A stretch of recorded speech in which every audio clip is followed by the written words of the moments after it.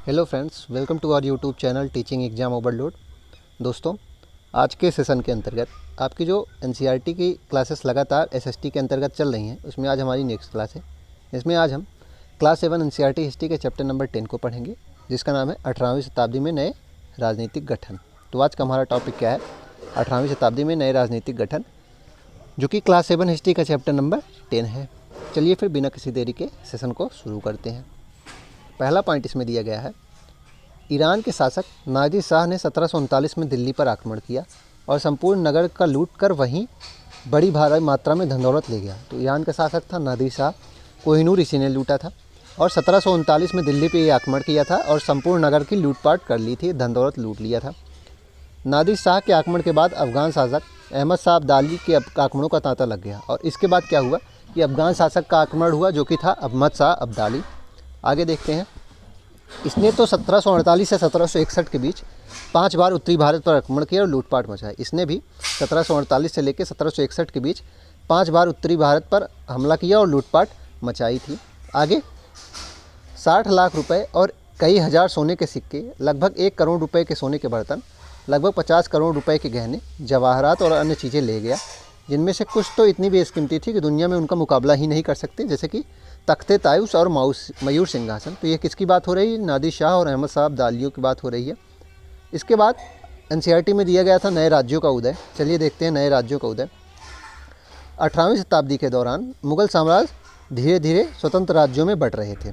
मोटे तौर पर 18वीं शताब्दी के राज्यों को 3 परस्पर व्यापी समूहों में बांटा जा सकता है। तो नए राज्य जो बन रहे थे उनको हम 3 भागों में बांट सकते हैं। अवध, बंगाल व हैदराबाद जैसे वे राज्य जो पहले मुगल प्रांत थे, हालांकि इन राज्यों के शासक अति शक्तिशाली थे और काफ़ी हद तक स्वतंत्र थे।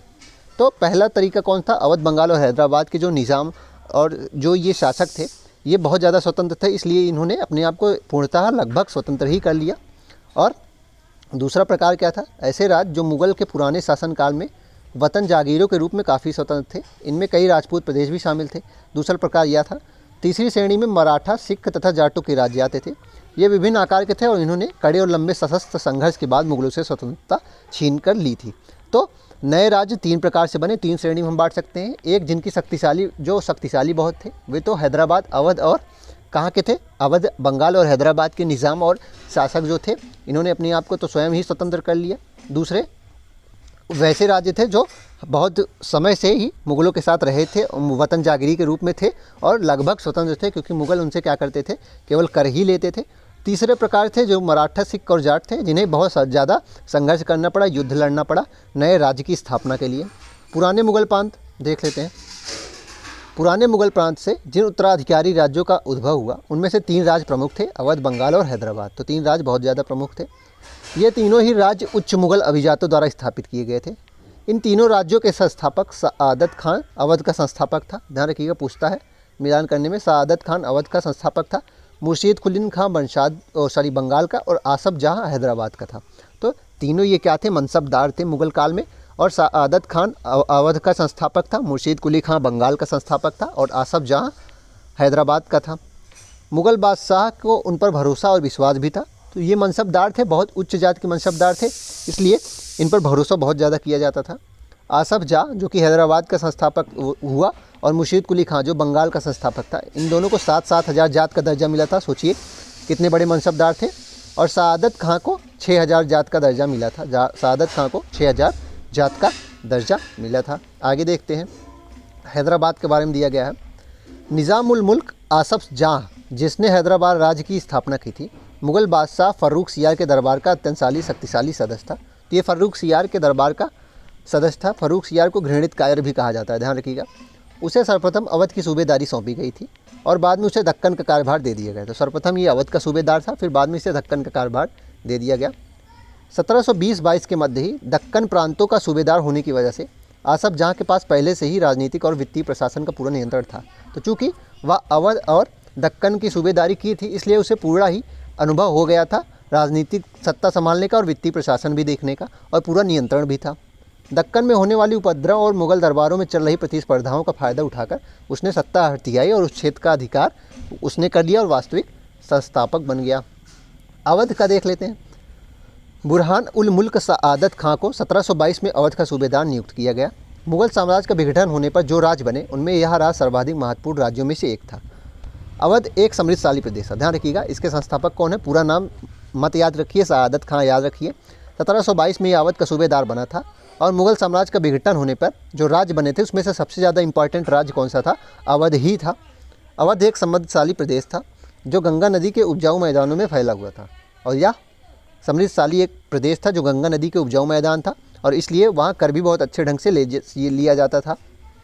उत्तरी भारत तथा बंगाल के बीच व्यापार का मुख्य मार्ग उसी से होकर गुजरता था। और दूसरा कारण था कि जो उत्तरी भारत है और बंगाल का जो व्यापार था इसी मार्ग से होकर जाता था, इसलिए इसकी बहुत ज़्यादा मान्यता हो गई थी और बहुत ज़्यादा इसका कारण हो गया था ऐसा। बंगाल के बारे में देख लेते हैं। मुर्शीद कुली खां के नेतृत्व में बंगाल धीरे धीरे मुगल नियंत्रण से अलग हो गया। मुर्शीद कुली खां बंगाल के नवाब थे, यहाँ नवाब कर लीजिए, यानी कि प्रांत के सूबेदार के प्रतिनियुक्त थे। यद्यपि मुर्शीद कुली खां औपचारिक रूप से सूबेदार कभी नहीं बना, उसने बहुत जल्द सूबेदार के पद से जुड़ी हुई सत्ता अपने हाथ में ले ली थी। हैदराबाद और अवध के शासक की तरह उसने भी राज्य के राजस्व प्रशासन पर अपना नियंत्रण जमाया। तो इसमें संस्थापक के नाम याद रखिए और थोड़ी बहुत और बातें याद रखिए, बस उतना इंपॉर्टेंट उसमें नहीं है। अब सिखों के बारे में देख लेते हैं। 1708 में गुरु गोबिंद सिंह की मृत्यु के बाद बंदा बहादुर के नेतृत्व में खालसा ने मुगल सत्ता के खिलाफ विद्रोह किया। तो खालसा के बाद क्या हुआ, जो सिख थे राजनीतिक सत्ता के रूप में भी देखे जाने लगे थे, और गोबिंद सिंह की मृत्यु के बाद बंदा बहादुर ने इसका नेतृत्व किया। उन्होंने बाबा गुरु नानक और गुरु गोबिंद सिंह के नामों वाले सिक्के घड़कर अपने शासन का सार्वभौम बताया। तो सिक्के जब बनाने लगे तो ऐसा प्रदर्शित किया जाता है कि हाँ, अब सत्ता हमारे हाथ में है, हम सिक्के अब ढाल रहे हैं। तो उन्होंने भी यही किया, गुरु गोबिंद सिंह और गुरु नानक देव के नाम के सिक्के गढ़कर अपने शासन को बता दिया कि हमने शासन करना शुरू कर दिया है। सतलज और यमुना नदियों के बीच के क्षेत्र में उन्होंने अपने प्रशासन की स्थापना की, और इनका प्रशासन सतलज और यमुना नदी के बीच में था, इंपॉर्टेंट है। 1715 में बंदा बहादुर को बंदी बना लिया गया और उसे 1716 में मार दिया गया। तो 1715 में बंदा बहादुर को बंदी बना लिया गया था। 18वीं शताब्दी में कई योग्य नेताओं के नेतृत्व में सिखों ने अपने आप को पहले जत्थों में, बाद में मिसलों में संगठित किया। ध्यान रखिएगा, सबसे पहले क्या हुआ, जत्थों में इन्होंने अपने आप को बांट लिया, उसके बाद मिसलों में बांट लिया। इन जत्थों और मिसलों की संयुक्त सेनाएं दल खालसा कहलाई, और इन दोनों को मिला के जो सेना बनी उसे क्या कहा गया, दल खालसा कहा गया। तो 18वीं शताब्दी में क्या हुआ कि सिख जो थे कई भागों में बट गए। दो भागों में मुख्यतः कौन से, जत्थों और मिसलों में, और जब इन दोनों की सेना संयुक्त होती थी उसे दल खालसा कहा जाता था। उन दिनों दल खालसा बैसाखी और दिवाली के पर्वों पर अमृतसर में मिलते थे, और उन दिनों दल खालसा क्या करते थे, बैसाखी जो कि कृषि का त्यौहार है और दिवाली पर अमृतसर में मिलते थे। इन बैठकों में वे सामूहिक निर्णय लिए जाते थे जिन्हें गुरुमत्ता अर्थात गुरु का प्रस्ताव कहा जाता था। इसे क्या कहा जाता था, जो सामूहिक निर्णय होता था, गुरुमत्ता कहा जाता था अर्थात गुरु का प्रस्ताव। सिखों ने राखी व्यवस्था स्थापित की, जिसके महाराजा रणजीत सिंह ने विभिन्न सिख समूहों में फिर से एकता कायम करके 1799 में लाहौर को अपनी राजधानी बनाया। तो सिखों ने एक नई व्यवस्था लाई, राखी व्यवस्था, जिसमें क्या था कि वो किसानों से कर लेते थे और इसके बदले वे रक्षा करते थे उनकी। और महाराजा रणजीत सिंह ने विभिन्न सिख समूहों को एक किया, एकता बनाई और 1799 में राजधानी लाहौर को बना लिया था। इंपॉर्टेंट है, इसको नोट कर लीजिएगा। आगे मराठों के बारे में हम देख लेते हैं। शिवाजी की मृत्यु के पश्चात मराठा राज में प्रभावी शक्ति चित्पावन ब्राह्मणों के एक परिवार के हाथ में रही, जो शिवाजी के उत्तराधिकारी के शासनकाल में पेशवा के रूप में अपनी सेवाएं देते थे। तो बाजीराव पेशवा जैसे थे, पेशवा क्या था, एक पद था। मराठों में प्रश्न बनता है पेशवा क्या है, तो प्रधानमंत्री का एक पद है। पुणे मराठा राज की राजधानी बन गया था। पुणे जो है वो मराठा राज की राजधानी बन गया था। पेशवाओं की देखरेख में मराठाओं ने एक अत्यंत सफल सैन्य संगठन का विकास कर लिया था, और पेशवाओं क्या करते थे, अत्यंत कुशल सैनिक होते थे, और इनके देखरेख में मराठों ने एक अत्यंत सफल सैन्य संगठन कर लिया। इनकी सफलता का रहस्य यह था कि वे मुगलों के किलाबंदी इलाकों से टक्कर न लेते हुए उनके पास से चुपचाप निकलकर शहरों और कस्बों पर हमला बोलते थे।